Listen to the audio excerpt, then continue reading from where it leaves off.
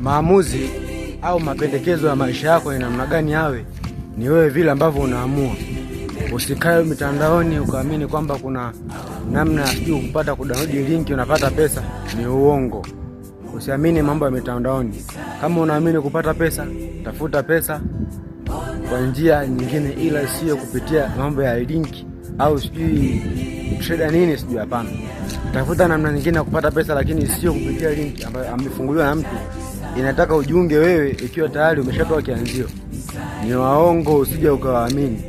Mfano wa link hizo wanajiita link pesa, au ni waongo na ni matapeli wakubwa sana, usije ukawaamini. Don't trust link pesa, kwa sababu wapo kimaslahi zaidi kwako. Endapo utafungua account hiyo, hata ukiingia haitofunguka. Wataanza kupa mambo ni mengi. Kwa hiyo ukitaka kutafuta pesa, kuna njia nyingi za kupata pesa. Nenda kajenge, kuwa fundi, kuwa chochote swala upate pesa kwa njia ambayo unatumia mikono yako na sio mambo ya social network. Hapana, ni uongo.